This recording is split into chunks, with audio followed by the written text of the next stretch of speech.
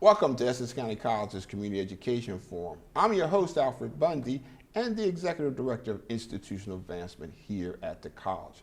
Before we meet our first guest, let's check out our special guest in this brief video of her singing her hit record, Out Here on My Own, from the remake of the movie in 2009, which she starred in, Fame. Check this out. Sometimes I wonder where I've been, who I am, do I fit in? I may not win, but I can't be thrown out here on my own.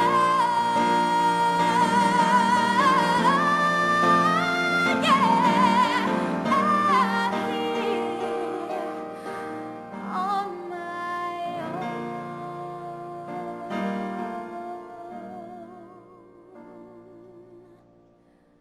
Now, it gives me great pleasure to welcome to today's Community Education Forum East Orange, New Jersey native, multi-talented actress and singer, and two-time NAACP Image Award winner. She is an honorary member of my family, a special friend, a very special friend of Essex County College. Please welcome Naturi Naughton. Welcome, Naturi. Thank you. Thanks for having me. You know, we just watched this clip, and by the way, that song, you got a lot of sales on that song around the world. Am I correct? Oh, Out Here on My Own was quite a big It was a pretty big record because it's so iconic, done by the Irene Cara, the original.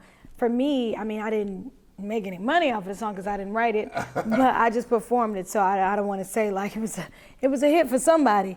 That's why ownership is important. But Out Here on My Own made it to top of the Billboard charts. The movie did very well overseas. It was definitely, you know, bringing the new generation to a movie like Fame. So I had fun. It was. Well, we've seen you in a lot of other roles in movies. We certainly remember you from Notorious and Lottery Ticket, which I think they show that every week. And of course, we know you as Tasha St. Patrick's from the TV series Power and Power Book 2 Ghost. Yes. Can you just tell us a little bit, and you can't tell us much, but a little bit about what's going on with Power Book 2 Ghost. Well, you know, if you've watched Power, for anybody who's seen how crazy the world of Power is, lots of things have happened. Ghost has been killed. My character, Tasha, is kind of partnering up with her son. Tariq St. Patrick is now off to college. I'm in jail.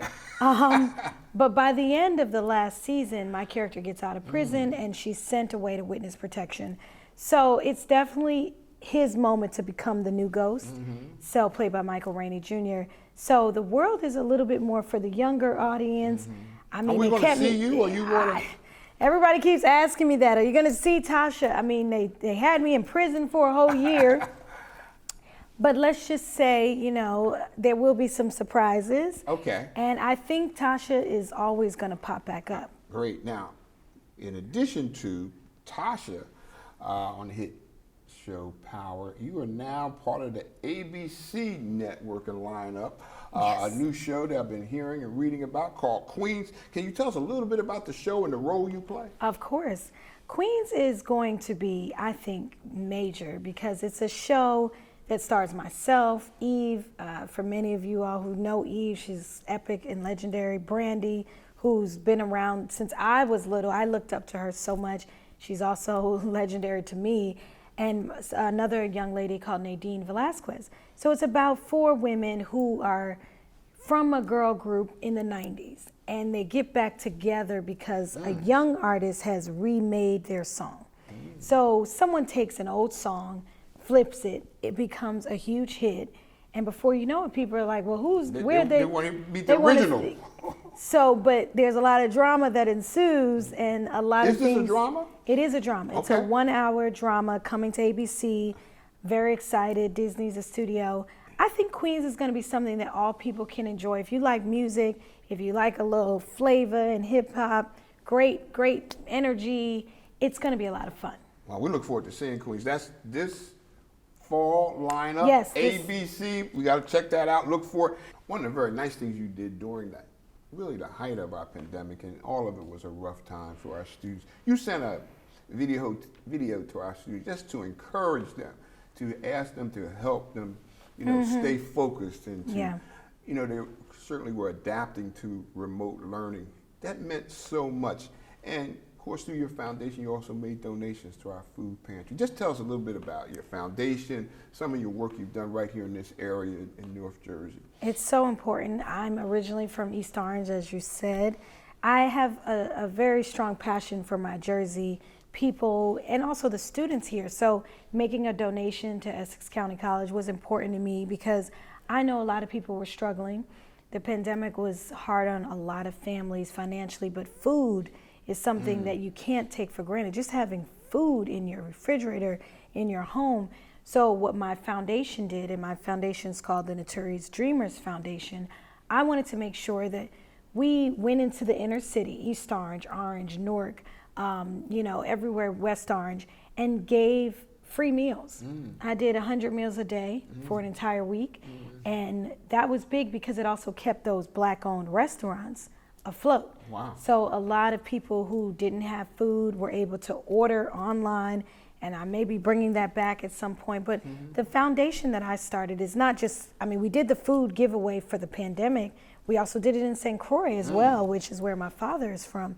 I want to make sure that young people and artists like myself feel that they can actually attain their dreams.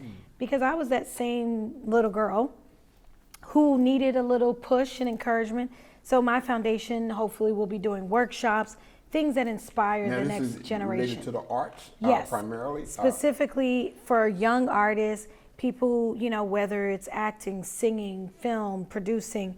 Wow. I'm gonna bring some of my celebrity friends and we're gonna do talkbacks and Q&As, something just to make sure that they see a version of themselves in the people that they admire. I think it's so important that they get a chance to touch and have real interaction with those. Yeah, I came and talked to the students. Had that journey, yes. It's very important. Right. Yeah, you actually have come back and talked to our students a number of times, and I hope when we're back in regular session that you will come back. Let's make it clear the pandemic is not over yet. Yeah, we're still being careful. We still got to be careful. But I'll be back.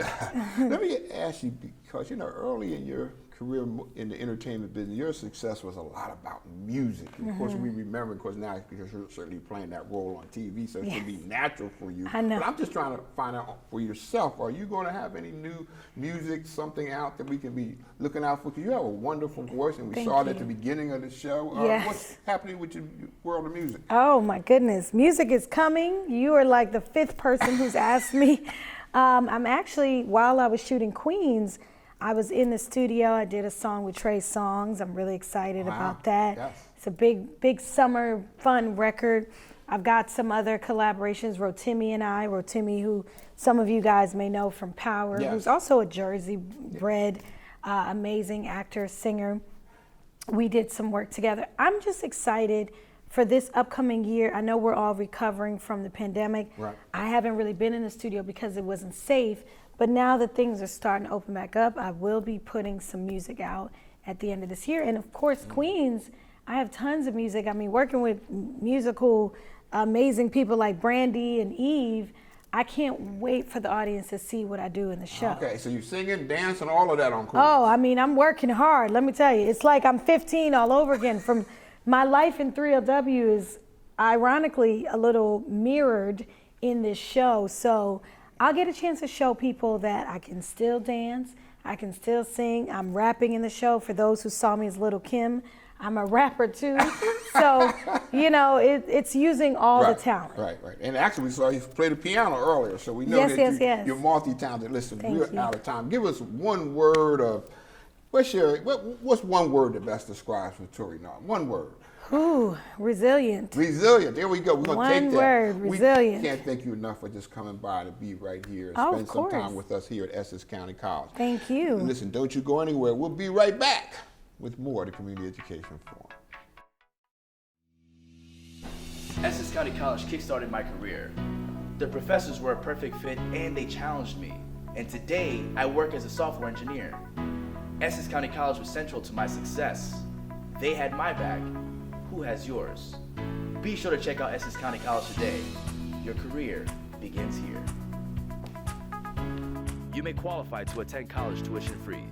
Visit essex.edu.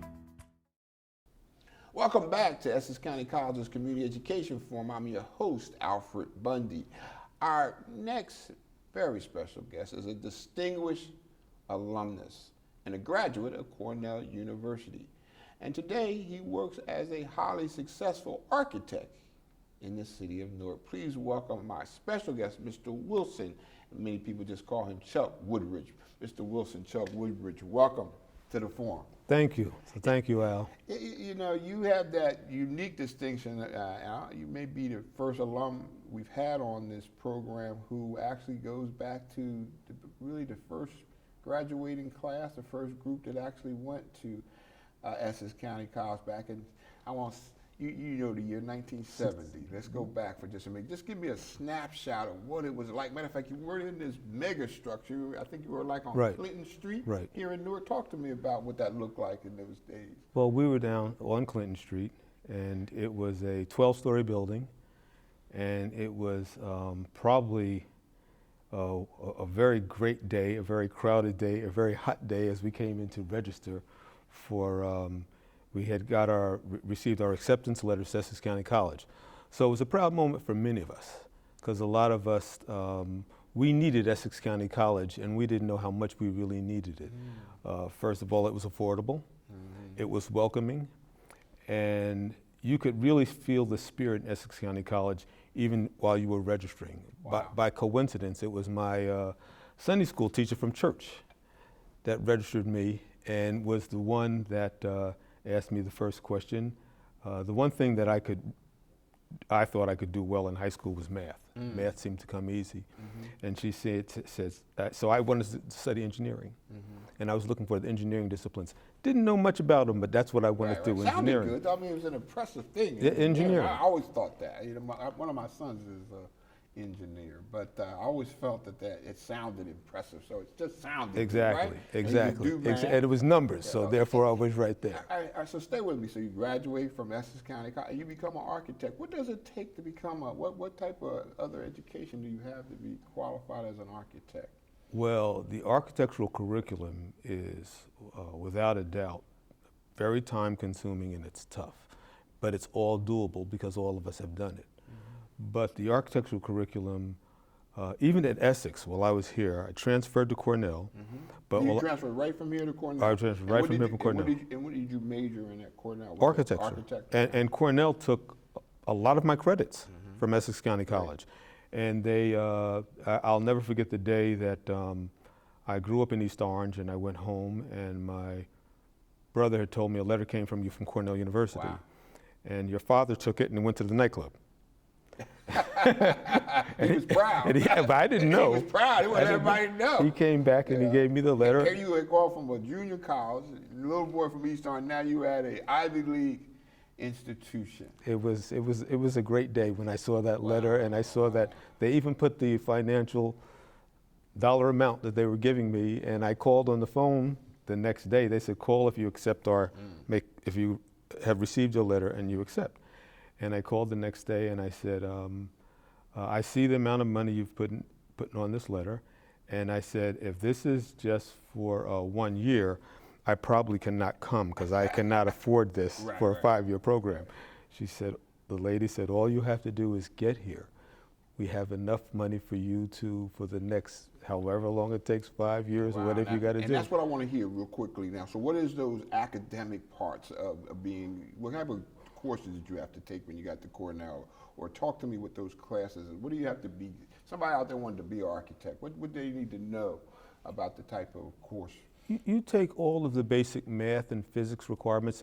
Essex County, they gave me a lot of credit for my class at Essex County College. Okay, so it's a lot of math and physics, science, things like that. I want somebody out there to know from you what it would take to But what they need to be. the key class is your design studios. Design, okay. Design studios are your key class. They take up most of your hours during the day and during the week and during the year.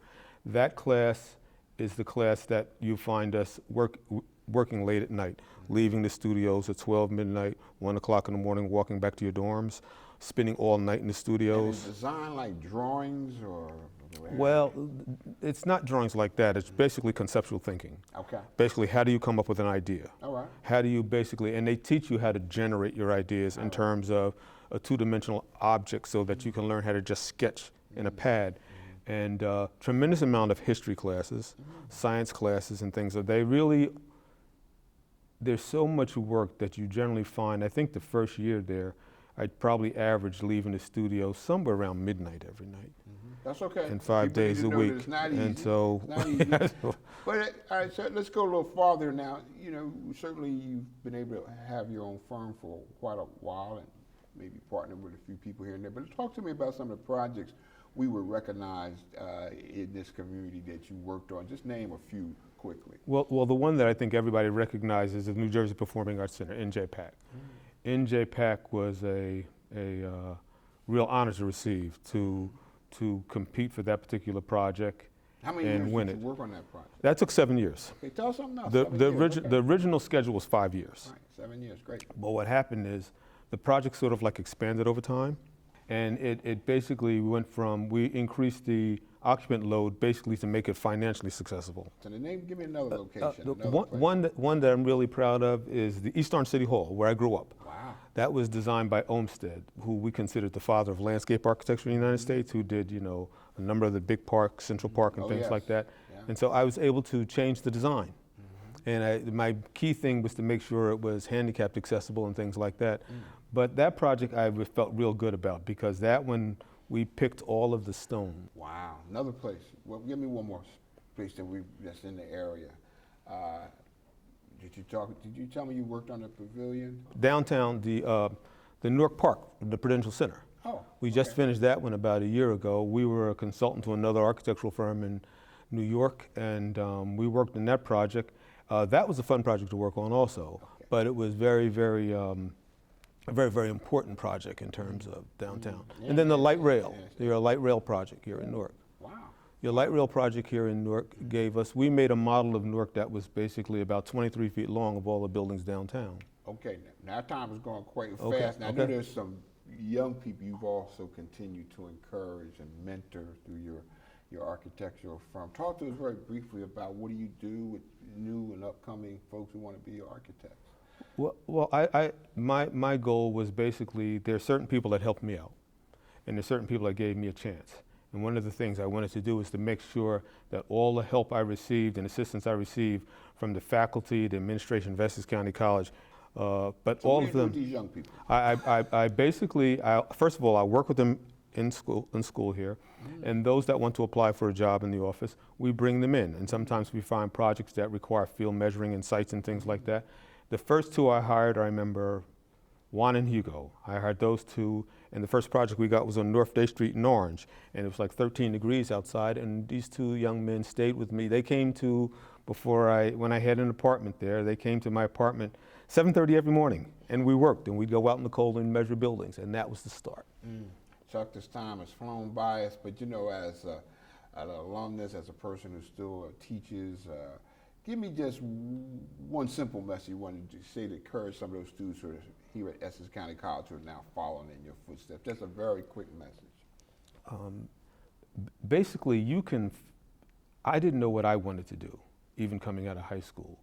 But if you just sit down and think, today everything is a lot more comprehensive and there are a lot of people around to help you, stick with your counselors. Let somebody give you some guidance just to give you a basic to start. All right, so stay with your counselors. That's the quick piece of advice from one who knows. Chuck, I can't thank you enough, and I want to thank Chuck Woodridge for being on the forum here. But before we go, I want you to check out our Essex County College Alumni Corner and learn a little bit more about Chuck and how you can connect with him. Essex County College made a positive difference in his life, and as you can tell, Mr. Woodridge is making a positive difference in the world. We'll be right back.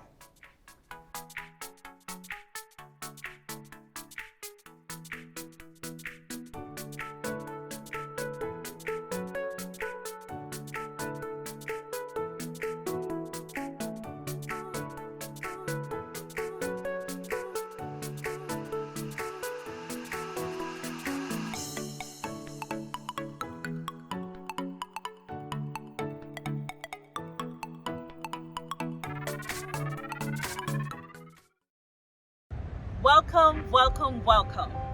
Hi, I am Diane Watson, a social science major at Essex County College. For fast, accurate information on registering for classes at Essex County College, walk up today to our Fast Track Welcome Center, conveniently located on the second floor by the main college entrance. You will be met with one of our courteous staff members ready to answer any questions on registering and enrolling at Essex County College. The Welcome Center is open from 9 a.m. to 4 p.m. Monday through Friday. You can also call the Welcome Center at 973-877-4477 and speak to one of our representatives. In this COVID-19 pandemic, Essex County College follows all CDC health and safety guidelines. So, wear a mask when you come on campus. Remember, at Essex County College, it's always students first.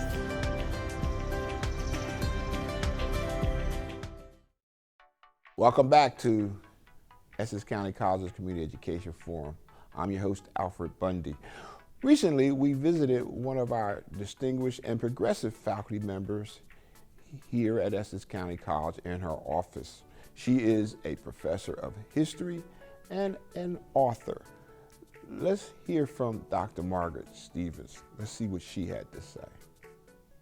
I was born in the Midwest but moved to Newark when I was 7.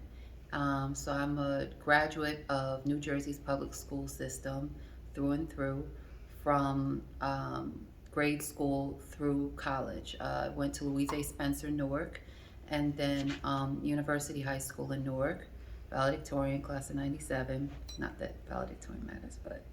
And then I went to Rutgers University in New Brunswick, got my bachelor's in English and philosophy, and with a minor in Spanish. And then moved on to do my doctoral work in American Studies with a history thesis on the Caribbean, Black workers in the Caribbean engaged in revolutionary movements with people in New York City.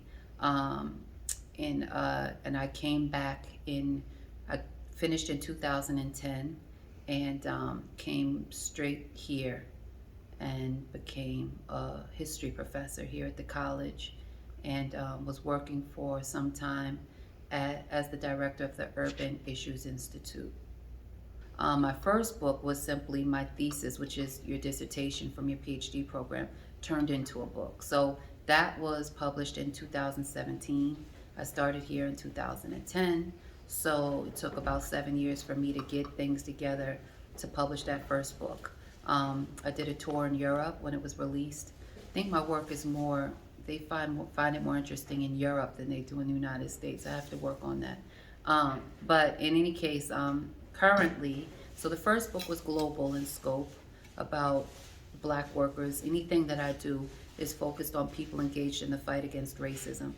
And my work is always about the fight against racism because the creation of racism through the Atlantic slave trade is really the economic and political foundation of the world that we live in. This work, the second project, is about Ken Gibson, who was the first Black mayor of Newark, New Jersey. So I went from an expansive hemispheric project for the first book to a very local focused project about Newark, New Jersey and the politics of Newark. However, anytime you're doing local work well, there's no way that you're not doing it from an international perspective. So I'm looking at Mayor Ken Gibson in the context of the entire world, where Black leaders are coming to power in former colonies like Jamaica for the first time. So Ken Gibson in many ways is really part of an international decolonization movement and whole movement in which Black and people of color are becoming leaders of their territory. When I'm teaching at Essex County College, I am dealing with, I always say, and some of my colleagues like Jen Wager, we always say,